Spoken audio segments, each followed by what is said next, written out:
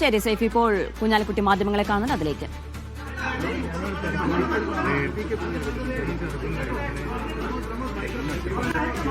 ഇന്ന്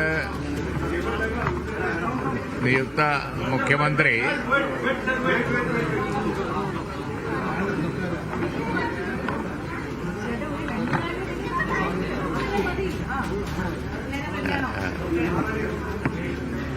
അദ്ദേഹം നിയുക്ത മുഖ്യമന്ത്രി CVD സതീശൻ ഇപ്പോൾ എറണാകുളത്തേക്ക് പോയി അദ്ദേഹത്തിന്റെ പ്രോഗ്രാമൊക്കെ ആയിട്ട് എല്ലാ UDF നേതാക്കളും വന്നുകൊണ്ടിരിക്കുകയാണ്. ഞങ്ങളുടെ പ്രസിഡന്റ് തങ്ങൾ, സെയ്ദ് സാദിഖ് അലി ശിഹാബ് തങ്ങൾ, അതുപോലെ നേതാക്കളൊക്കെ ഇന്ന് രാത്രി എത്തും. അപ്പൊ ഇന്ന് ഔദ്യോഗികമായ തീരുമാനങ്ങളൊന്നും ഇല്ല. അതൊക്കെ എല്ലാ കാര്യങ്ങളും നാളെ വീണ്ടും തുടർച്ചയായി ചർച്ച ചെയ്തതിന് ശേഷമേ ഉള്ളൂ. നിങ്ങൾ എന്താ സംഭവിച്ചത് എന്നുള്ളത് പിന്നെ ഇനി ഇങ്ങനെ വിഷമിച്ചിരിക്കണ്ട എന്നുള്ളവർക്ക് ആ ഷെഡ്യൂൾ പറഞ്ഞു എന്ന് മാത്രമേ ഉള്ളൂ. നാളെ ഡിസ്കഷൻ കണ്ടിന്യൂ. അതാ പറഞ്ഞത്, ഇന്ന് പിന്നെ ഞങ്ങളൊന്ന് കൂടി പിരിഞ്ഞു, അത്രയേ ഉള്ളൂ. പിന്നെ ചർച്ച നാളെ തുടരും. ആ കാര്യങ്ങളൊക്കെ നാളെ പത്രക്കാരിൽ ഷെയർ ചെയ്താൽ മതി എന്ന് മുഖ്യമന്ത്രി പറഞ്ഞിട്ടാ പോയത്.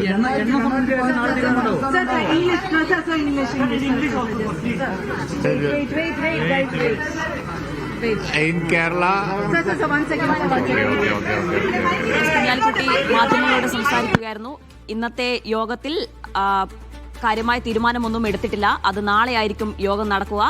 കൂടിക്കാഴ്ചയ്ക്ക് ശേഷം, ഘടകകക്ഷികളുമായുള്ള കൂടിക്കാഴ്ചയ്ക്ക് ശേഷം നാളെ മന്ത്രിമാരെ പ്രഖ്യാപിക്കും എന്നാണ് PK കുഞ്ഞാലിക്കുട്ടി പറയുന്നത്.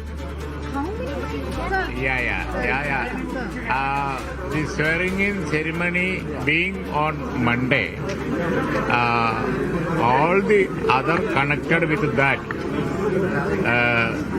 for that the discussion will be continued today and tomorrow. Everything is very smooth and comfortable, decided on a time-bound basis. Is it 5 ministerial births for Indian Union Muslim League, sir? No, such things we have to take a decision jointly. Not only ours, everything. We will tell you tomorrow. It will be declared by the Honorable Chief Minister. Have you asked for 5 ministerial births? That also you will be able to know tomorrow. Any decision on swearing, sir? Ceremony, it is on Monday. It is on Monday. No doubt. മന്ത്രിസഭയുടെ സത്യപ്രതിജ്ഞ തിങ്കളാഴ്ച തന്നെ ഉണ്ടാകും. കൂടുതൽ ചർച്ചകൾ നാളെ നടക്കും. കാര്യങ്ങളെല്ലാം വളരെ സ്മൂത്തായാണ് പോകുന്നത് എന്നാണ് PK കുഞ്ഞാലിക്കുട്ടി പറഞ്ഞത്. ഏതായാലും നിയുക്ത മുഖ്യമന്ത്രി VD സതീശനുമായുള്ള കൂടിക്കാഴ്ചയ്ക്ക് ശേഷം അദ്ദേഹം കൊച്ചിയിലേക്ക് പുറപ്പെട്ടിട്ടുണ്ട്. അദ്ദേഹം നാളെ തിരിച്ച് തിരുവനന്തപുരത്ത് എത്തിയ ശേഷം 11 മണിയോടുകൂടി അദ്ദേഹം തിരുവനന്തപുരത്തെത്തും. അതിനുശേഷം 11:30 വീണ്ടും ഒരു യോഗമുണ്ടാകും. അതിനുശേഷമായിരിക്കും മന്ത്രിമാർ ആരെന്നുള്ള പ്രഖ്യാപനം നാളെ ഉണ്ടാവുക. ഘടകകക്ഷികൾക്ക് എത്ര മന്ത്രിസ്ഥാനം വീതം ലഭിക്കുമെന്നുള്ള കാര്യത്തിൽ നാളെ ഒരു തീരുമാനമുണ്ടാകും.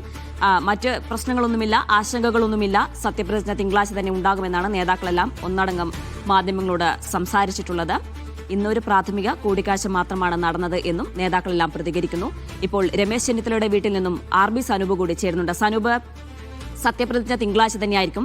വകുപ്പുകൾ ഏതൊക്കെ, മന്ത്രിമാരൊക്കെ തുടങ്ങിയ കാര്യങ്ങളിലൊക്കെ നാളെ ഒരു യോഗത്തിന് ശേഷം പ്രഖ്യാപനമുണ്ടാകുമെന്നാണ് പ്രധാനപ്പെട്ട കാര്യം. നേതാക്കളെല്ലാം അങ്ങനെയാണ് പറയുന്നത്. രമേശ് ചെന്നിത്തലയെ അനുനയിപ്പിച്ചത് ഹൈക്കമാൻഡാണ്. അദ്ദേഹം ഇപ്പോഴും നിലപാടിൽ ഉറച്ചു നിൽക്കുന്നത് ആഭ്യന്തര വകുപ്പ് വേണം എന്നുള്ള കാര്യത്തിൽ തന്നെയാണ്.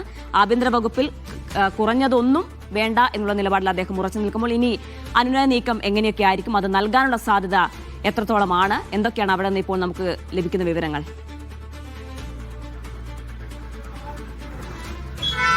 ജീന, രമേശ് ചെന്നിത്തല മന്ത്രിസഭയിൽ ഉണ്ടാവുമോ? ആ സസ്പെൻസ് ഇപ്പോഴും തുടരുകയാണ്. ആ സസ്പെൻസ് അറിയുന്നതിന് വേണ്ടി, ആ സസ്പെൻസ് മറന്നേക്ക് പുറത്തു വരുമോ എന്ന് അറിയുന്നതിന് വേണ്ടിയാണ് ഈ കാണുന്നവരൊക്കെ തന്നെ ഇവിടെ ഇങ്ങനെ കാത്തു നിൽക്കുന്നത്.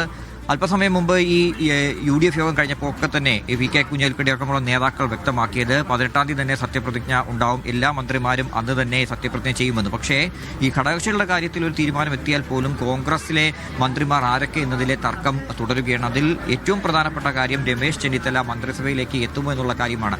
വലിയ അനുനയ ചർച്ചകൾ തന്നെയാണ് ഈ രമേശ് ചെന്നിത്തലയുടെ വീട്ടിൽ നടന്നുകൊണ്ടിരുന്നത്. രാവിലെ AICC general secretary Deepa Das മുൻഷിയും AICC secretary PV Mohanan അടക്കമുള്ളവർ അദ്ദേഹത്തെ അദ്ദേഹത്തിനെ കണ്ട് കാര്യങ്ങളൊക്കെ തന്നെ സംസാരിച്ചു. അപ്പോഴും അദ്ദേഹത്തിന്റെ നിലപാടിൽ നിന്ന് പിന്നോട്ട് പോയിട്ടില്ല. അദ്ദേഹം മന്ത്രിസഭയിലേക്ക് വരികയാണെങ്കിൽ അത് തീർച്ചയായിട്ടും അപ്രധാന വകുപ്പുകളായിട്ട് വരില്ല. പകരം ഏറ്റവും പ്രധാനപ്പെട്ട വകുപ്പായിട്ടുള്ള ആഭ്യന്തരം കിട്ടിയാൽ മാത്രമേ മന്ത്രിസ്ഥാനത്തേക്ക് വരൂ എന്നുള്ള കാര്യം അദ്ദേഹം വ്യക്തമാക്കിയിട്ടുണ്ട്. ഒരുപക്ഷെ അങ്ങനെ കിട്ടിയില്ലെങ്കിൽ അദ്ദേഹം മന്ത്രിയാവണം എന്നുള്ള ആഗ്രഹം തനിക്കില്ല എന്നുള്ള കാര്യവും കൂടി അദ്ദേഹം വ്യക്തമാക്കുന്നുണ്ട്. അതിനോടൊപ്പം തന്നെയാണ് ജോസഫ് വാഴക്കനെ KPCC അധ്യക്ഷ സ്ഥാനത്തേക്ക് കൊണ്ടുവരാനും അതേപോലെ തന്നോടൊപ്പം നിൽക്കുന്ന MLA-മാർക്ക് മന്ത്രിസ്ഥാനം നൽകണമെന്ന ആവശ്യം അദ്ദേഹം ഉന്നയിക്കുന്നു. പക്ഷേ ഇതിൽ ഏറ്റവും പ്രധാനപ്പെട്ട കാര്യം അദ്ദേഹം മന്ത്രിസഭയിലേക്ക് വരുമോ എന്നുള്ള കാര്യമാണ്. അല്പസമയം മുമ്പ് അദ്ദേഹം വീട്ടിൽ നിന്ന് പുറത്തിറങ്ങിയിരുന്നു. തമ്പാനൂർ രവിക്ക് അസുഖമായതിനാൽ അദ്ദേഹത്തെ സന്ദർശിക്കുന്നതിന് വേണ്ടിയാണ് പോകുന്നതെന്നാണ് അദ്ദേഹം വ്യക്തമാക്കിയത്. അപ്പോൾ പോലും ഇപ്പോൾ നടന്ന സംഭവ വികാസങ്ങളിൽ ഒരു വരി പോലും അദ്ദേഹം പറയാൻ തയ്യാറായിട്ടില്ല. അദ്ദേഹത്തിനെ വന്ന് കാണുന്ന നേതാക്കളെല്ലാം തന്നെ പറയുന്നത് അദ്ദേഹം വളരെയധികം ശക്തനായിട്ട് തന്നെയാണ് കാണുന്നത്. മന്ത്രിസ്ഥാനത്തെ പറ്റി ചോദിക്കുമ്പോൾ അദ്ദേഹത്തോട് തന്നെ ചോദിക്കുക എന്ന് മാത്രമാണ് അവർ പറയുന്നത്. ഈവൻ ദീപാദാസ് മുൻഷി പോലും പറഞ്ഞത് അക്കാര്യമാണ്. ഞങ്ങൾ ചർച്ചയും മറ്റൊക്കെ നടക്കുകയാണ്, അതുകൊണ്ട് അദ്ദേഹം വരുമോ എന്നുള്ള കാര്യം പാർട്ടിയൊക്കെ തന്നെ ചർച്ച ചെയ്ത് തീരുമാനിക്കുമെന്ന് മാത്രമാണ് ദീപാദാസ് മുൻഷിയും വ്യക്തമാക്കിയിട്ടുള്ളത്. അതുകൊണ്ട് ഈ സസ്പെൻസ് ഇപ്പോഴും തുടരുകയാണ്. എന്തായിരിക്കും രമേശ് ചെന്നിത്തല എടുക്കാൻ പോകുന്ന നിലപാടെന്നത് വലിയ കാര്യമാണ്. കുറച്ച് ഈ UDF യോഗത്തിന് മുമ്പാണ് അദ്ദേഹത്തിന്റെ ദൂതനായിട്ട് ജ്യോതികുമാർ ചാമക്കാലയും അൻവർ സാദത്തും ഒപ്പം ജോസഫ് വാഴക്കിനും ഇവിടുത്തെ സന്ദേശവുമായിട്ട് VD സതീശനെ കാണാൻ പോയത്. അദ്ദേഹത്തിന്റെ നിലപാട് ഒന്നുകൂടി VD സതീശനെ അറിയിക്കുന്നതിന് വേണ്ടി തന്നെയാണ് കന്റോൺമെന്റ് ഹൗസിലെത്തി കാര്യങ്ങളൊക്കെ തന്നെ ധരിപ്പിച്ചത്. പക്ഷേ ഇപ്പോഴും അദ്ദേഹത്തിന്റെ അതൃപ്തി തുടരുകയാണ്. പക്ഷേ മന്ത്രിസ്ഥാനത്തേക്ക് വരികയാണെങ്കിൽ അതെന്തായാലും ആഭ്യന്തര വകുപ്പാണ്. അപ്രധാന വകുപ്പായിട്ടുള്ള മറ്റ് വകുപ്പുകൾ, അത് റവന്യൂ ആയാലും അല്ലെങ്കിൽ ധനകാര്യമായാലും അതൊക്കെ തന്നെ ഏതായാലും രമേശ് ചെന്നിത്തല മന്ത്രിസഭയിൽ ഉണ്ടാകുമോ എന്നതാണ്. അതിപ്പോഴും സസ്പെൻസ് അങ്ങനെ തന്നെ നിലനിൽക്കുകയാണ്. ആഭ്യന്തര വകുപ്പിൽ കുറഞ്ഞതൊന്നും വേണ്ട എന്നുള്ള നിലപാടിൽ അദ്ദേഹം ഉറച്ചു നിൽക്കുകയാണ്. ഇനി ഏത് രീതിയിലാണ് അദ്ദേഹത്തെ അനുനയിപ്പിക്കുക അല്ലെങ്കിൽ ആഭ്യന്തരം തന്നെ അദ്ദേഹം നൽകുമോ തുടങ്ങിയ കാര്യങ്ങളൊക്കെ ഒരു വ്യക്തത വരേണ്ടതുണ്ട്.